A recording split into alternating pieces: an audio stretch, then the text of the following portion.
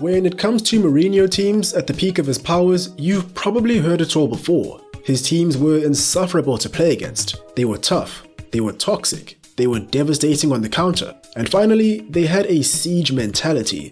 Basically, with Mourinho, it's us versus them. The reason you've heard all of this before is because it's true, more or less. Having said that, a team of Mourinho's that very many people would say embodied just about all of these traits is his title-winning team with Real Madrid.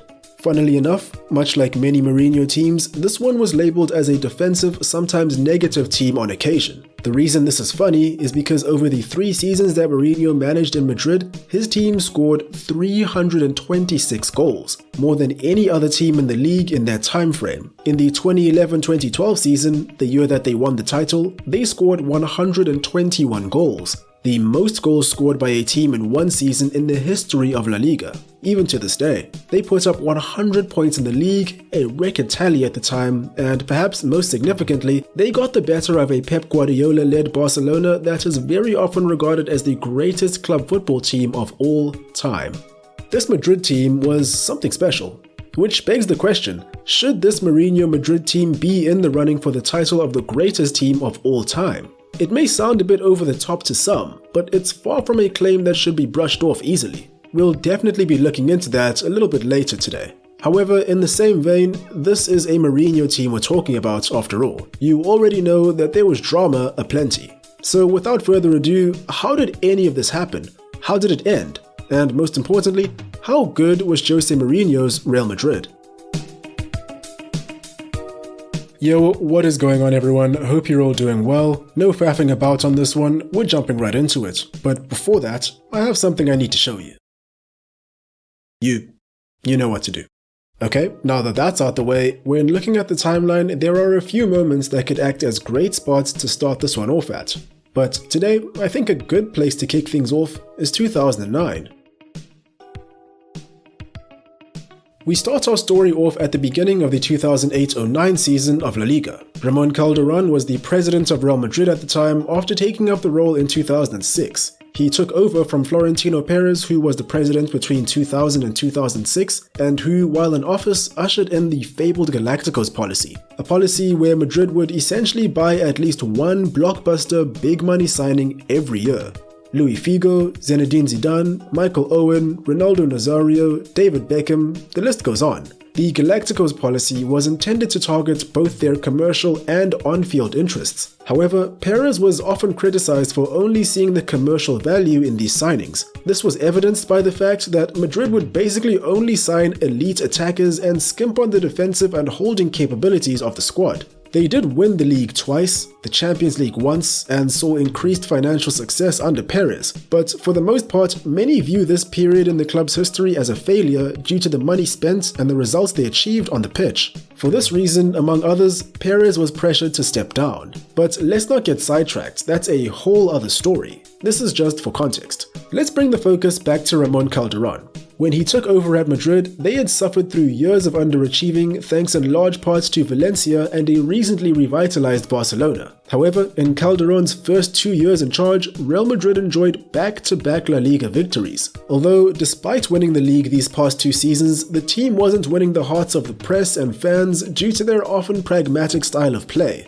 The Madrid board weren't finding much joy with their team's efforts either. This was evidenced by their sacking of head coach Fabio Capello and of his replacement Bernd Schuster, despite both of them winning the league while they were in charge. Come the 2008-09 season, and the winning came to a close. There are several factors that led to what happened next, but for the most part, 3 high-profile events are often cited as the driving forces that changed the history of Real Madrid and shaped the next decade of the club's history. 1. Real Madrid were matched up against Liverpool in the 2008-09 Champions League round of 16, the same stage in the competition that they had crashed out in the previous 4 Champions League campaigns. This one made it 5, or rather 5-0. The aggregate scoreline was courtesy of the likes of Steven Gerrard, as well as Fernando Torres, Atletico Madrid's former superstar, and Javier Mascherano, Barcelona's future enforcer. Oof. 2. With Madrid and Barcelona 4 points apart with 5 games left to play in the season, a Clásico at the Bernabéu was looking to be a decisive matchup. And that's tough. Adding on to that, Real Madrid went on to lose the remainder of their league matches that season, suffering quite the embarrassment. Double oof. And finally, 3. Ramon Calderón had stepped down as president earlier in the season and was momentarily replaced pending an election. Florentino Perez announced his candidacy for the Madrid presidency, and due to the fact that he was the only eligible candidate, he was re-elected to his second term in charge. Now this is where the fun begins. Now going at it for the second time, Perez basically picked up exactly where he left off. Galacticos failed the first time, we go again. At least, I'm pretty sure that's what he said. I mean, I don't know, I wasn't in the room. The 2009 summer transfer window was honestly one of the craziest transfer periods of all time for Madrid. Very possibly the craziest. First off, just take a look at the outgoing cast. Arjen Robben, Wesley Sneijder, Fabio Cannavaro, Ruud van Nistelrooy, Dani Parejo. A lot of these players have been considered the best in their position in the world at varying points in their careers. And they were leaving. Although, when you look at who was coming in, this doesn't seem so ridiculous. Ricardo Kaká, CR7, and quite significantly, Xabi Alonso, the type of player that Perez shied away from during his first stint. This was looking like a squad, alright. Also, a moment of silence for Alvaro Negredo, who was previously a Madrid player. Madrid brought him back in this window through a buyback clause and resold him for a profit almost immediately, as there was literally no way he was going to compete with Higuaín, Benzema and Ronaldo up top. Oof. Anyway, the first season of the new Galacticos era wasn't too bad. Actually, it was pretty good.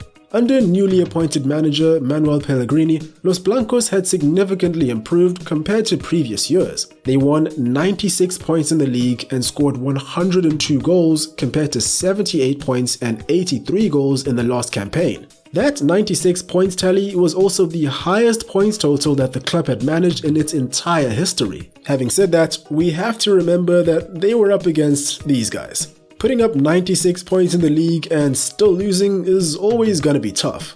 It's almost like getting 97 points and losing. But that wasn't all. Much like the previous years, Madrid yet again crashed out in the Champions League in the round of 16 and walked away from the season with no silverware. Now, Madrid are not strangers to the revolving door. Between 2003 and 2009 alone, a 7-year period, they employed 9 different managers. Yep, you heard that right. When it was Pellegrini's time to depart, I don't think many were that surprised. Okay. So you've just signed a couple Galacticos and they're doing well, but not well enough. Not only do you want to return to the top on a domestic level, you want La Décima, Real Madrid's 10th European Cup. You've got the Galacticos on the pitch, but these are some pretty big personalities. Let's not forget, the bigger the playing ability, the bigger the ego. In most cases. Seems to me like the manager you hire needs to not only be able to handle these lot, but probably needs to be a Galactico himself. So where do you look? How about the most recent European Cup winning team? Okay, is their manager available? Oh, he isn't. Well, we're Real Madrid, so he is now. Before we go on, let's backtrack a bit. Back in 2008, before Guardiola was appointed by Blaugrana as the head coach, Barcelona were in search of a new manager following the sacking of Frank Rijkaard. As with any large club, there were a few candidates. However, realistically, there were only really 2, Pep Guardiola and José Mourinho. You see, Mourinho had actually worked for Barcelona in the past, not as a head coach, but as an assistant coach as well as a translator for the late great Sir Bobby Robson first, and then for Louis van Gaal in the late 90s. Mourinho was just coming off wildly successful stints at Porto and then Chelsea, where he proved his mettle to the footballing world. He was already the complete package by then. Guardiola, on the other hand, was a Barcelona legend that was coaching the Barcelona youth sides at the time. He was showing promise, but he was still unproven as a head coach of a first team. When the opportunity to potentially return to Barca as the manager arose, Mourinho simply had to do whatever he could to increase his chances. He had his agent call up Barcelona's president Joan Laporta to inquire about his chances in the role and perhaps do a little bit of convincing. Apparently, several members of the board were actually in favor of bringing in the special one. However, there was one big problem.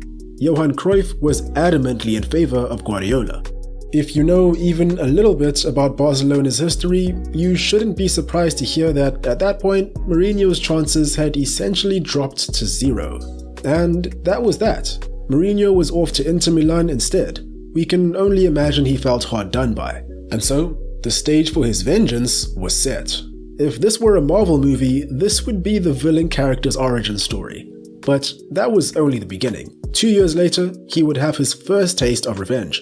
In the semi-final of the 2009-10 Champions League, Mourinho's Inter was matched up against Guardiola's Barca. After a tactical masterclass, Mourinho came out on top, and judging by his celebrations upon winning, it's safe to say he enjoyed the victory. Inter and Mourinho would go on to win the whole damn thing that year, and as a result of that, he'd done enough to convince Pérez of his abilities. After it was confirmed where Mourinho's next destination would be, he once said, "If you don't coach Real Madrid, you will always have a gap in your career."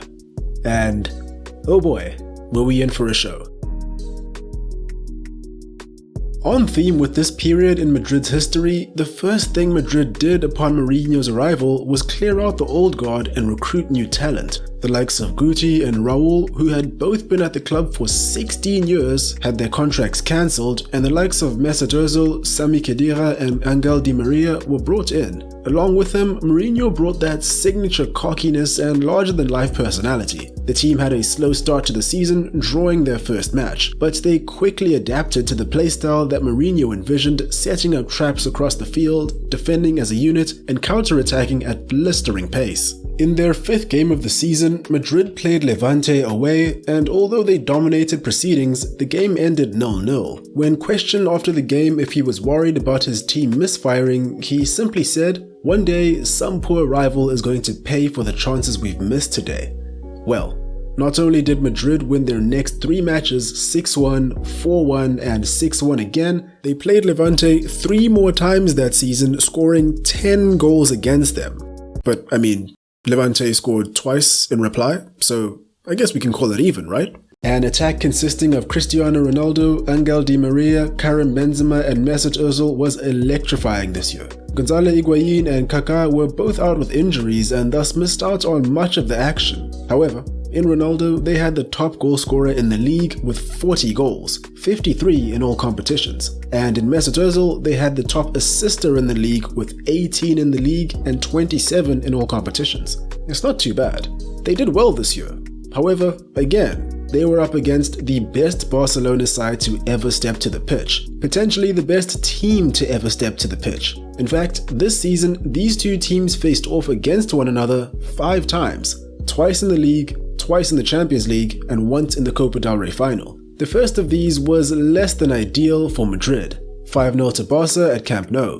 Despite Pérez coming out and saying it was the worst performance in Madrid history, Mourinho refused to view it as a humiliation. A bit odd, I must say.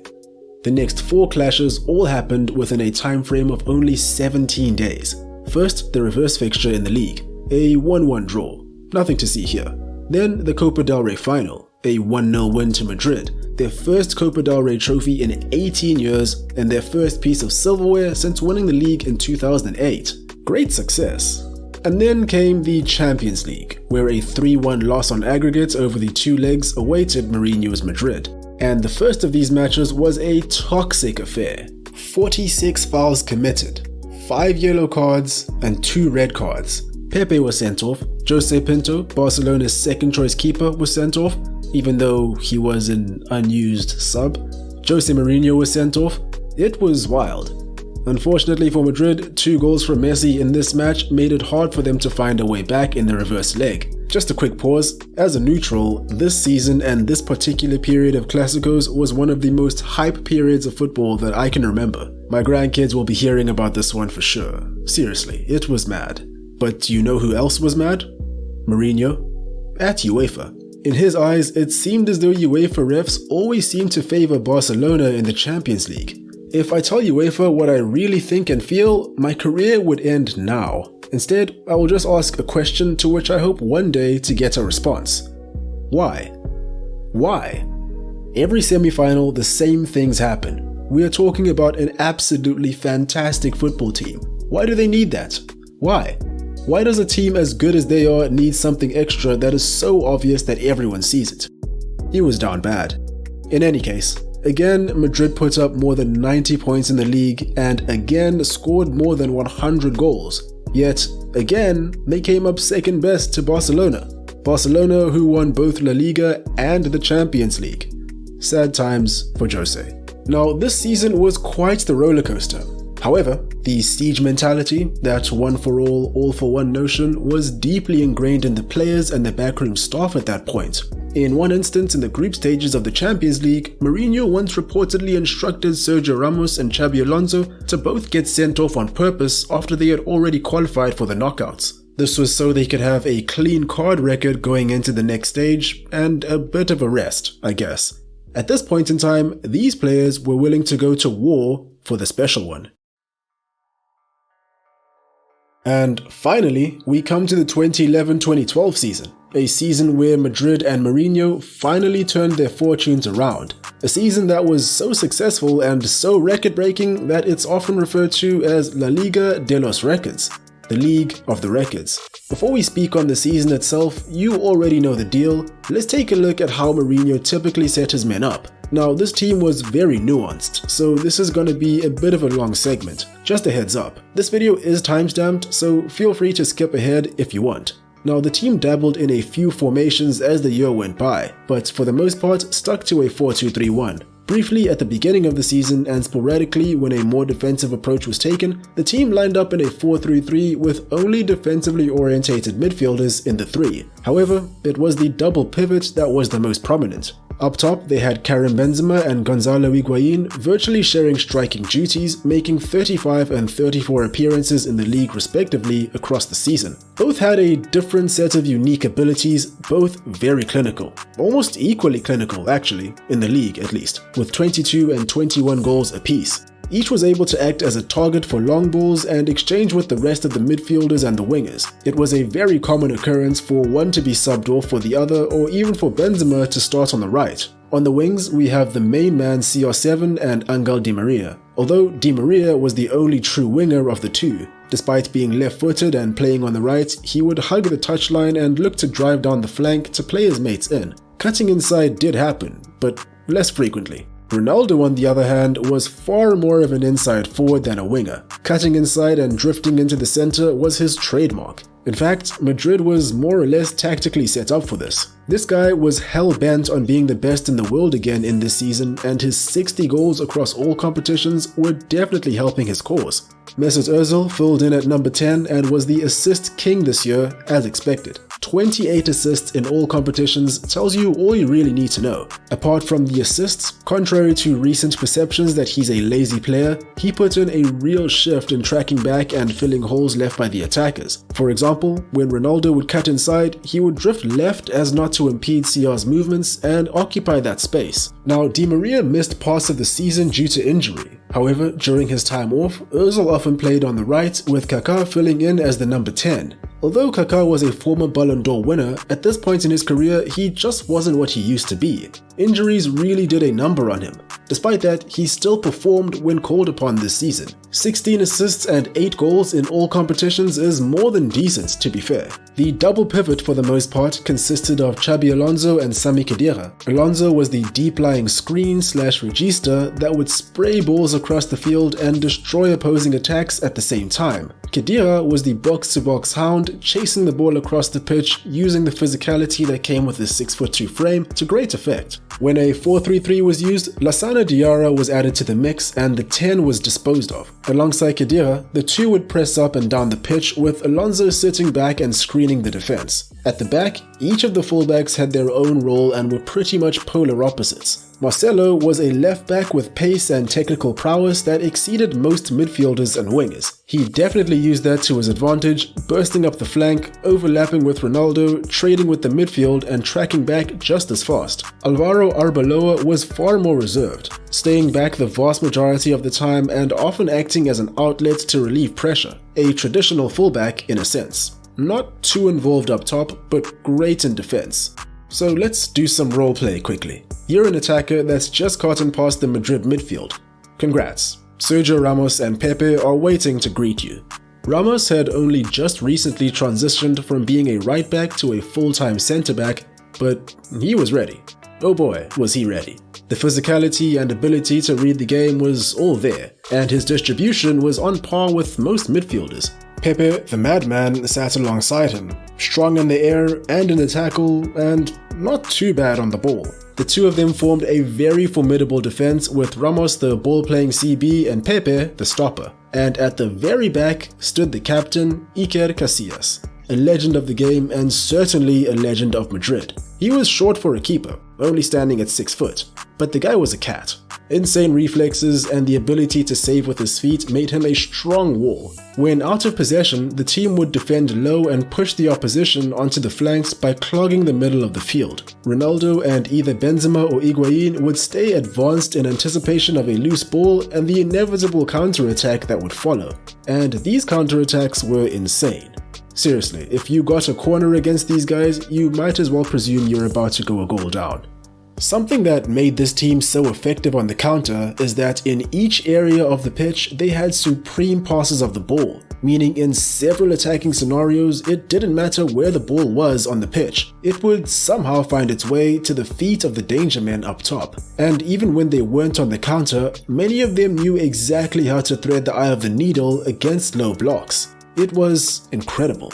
All in all, this team was a menace to play against. Top players in each position working together to devastate the opposition. Plus, it was a Mourinho team. If they took the lead, oof, you got a long way back. Now let's briefly go over the season itself. Madrid had a below average start to the season. 2 wins, a draw and a loss in the opening 4 games in the league. Not disastrous, but nothing to celebrate. However, from then on, it was pretty much a wrap. Ronaldo and co were going crazy all season, doing all sorts of madness. From roughly match week 10, Madrid took pole position on the table and firmly held on for the remainder of the season. Unfortunately, it wasn't a perfect season. Los Blancos made it to the Champions League semi-finals once more. However, the same fate awaited them, this time at the hands of another FCB, a German one. Bayern Munich booked their place in the finals at the expense of Madrid on penalties. Legend has it that Ramos's penalty is still in orbit. As for Barcelona, the two teams matched up to one another 6 times this season, twice in the league, twice in the Supercopa de España, and twice in the Copa del Rey quarterfinals. They knocked Madrid out of the 2 cup competitions and even beat them at home in the league. Although, depending on how you look at it, Madrid more or less got the last laugh. You know why. In the reverse fixture at Camp Nou, Madrid took home the W with a 2-1 win. With 4 games left to play, this win virtually sealed the league title for them. In the previous 2 seasons, Madrid had accrued 96 and then 92 points, but they lost out to Barca, who collected 99 and 96. When faced with that kind of challenge, what are you realistically supposed to do? How do you defeat such a formidable foe? Well, that's pretty easy, isn't it?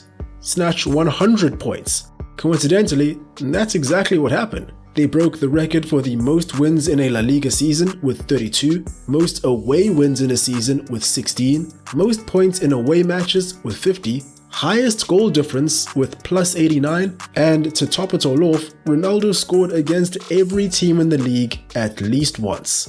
Madrid were royal once more. Mourinho's 3rd season in charge started off well with a win in the Supercopa de España. However, it was pretty much downhill from there. Before we go into the infamous 3rd season of the Mourinho 3-year cycle, we need to understand one thing. Mourinho rarely changes his approach to management as the years go by at any given club. Any talk of Mourinho meltdowns, at least according to the news, is a result of attrition, constant wear and tear, if you will. He left Madrid the same man as the one that arrived. If he doesn't like a player, he's not afraid to cut ties and blast them in the media, which is exactly what happened to Pedro Leon in Mourinho's 1st season in Madrid. In 2010, Leon had signed for Madrid from Getafe at 23 years of age. After Mourinho was displeased with one of his performances early in the season, he was dropped and barely made another appearance all season. When asked about his absence and why he wasn't being selected more, Mourinho had this to say: "I don't have to justify his absence. You talk of Pedro Leon as if he was Zidane or Maradona or Di Stefano. He's a player who not long ago was playing at Getafe." Yep, That's exactly what a young player needs to hear. Ouch. However, amongst the mistakes made and the feuds instigated by Mourinho in the Spanish capital, his most high-profile one, and probably the one that cost him his job, was the outcasting of Madrid's captain, Iker Casillas. Things between these two had been on the rocks for some time actually, even before this third season. Following yet another toxic El Clasico in the Supercopa of the previous season, Casillas is alleged to have called up Xavi and Puyol to patch things over. This was out of fear that the toxicity surrounding recent El Clasicos could irreversibly affect the Spanish international setup. When Mourinho found out about this, he was not happy. It's us versus them, remember? In addition to that, for a long time, Mourinho had suspected that Casillas had been leaking team tactics and other sensitive team information to his journalist girlfriend at the time. Come the 2012-13 season, Casillas had been dropped from the lineup despite being completely healthy and not underperforming. The rest of the team were not happy. Things got worse when Casillas broke his hand and Madrid bought Diego Lopez at the end of the winter transfer window. Casillas never made his way back to the team even after returning from injury. Later in the season, when speaking on the goalkeeping situation during his time in Madrid, Mourinho once said, "Would I do anything differently if I had the chance to do the past 3 years over again? I should have brought in Diego Lopez after my first year. We didn't do enough to sign him. It's a real shame." Yikes. He fell out with Pepe and Ramos, who came out in support of Casillas. He fell out with Ronaldo after he told him that his defensive capabilities were lackluster. He apparently even refused to travel with the team to matches on occasion, arriving separately at times towards the end of his tenure. He had truly lost the dressing room. Towards the back end of the season, Madrid crashed out of the Champions League and lost the Copa del Rey final in the space of about a month. Shortly after that, Mourinho labelled this season as the worst in his career, and by the end of that season, unsurprisingly, he was gone.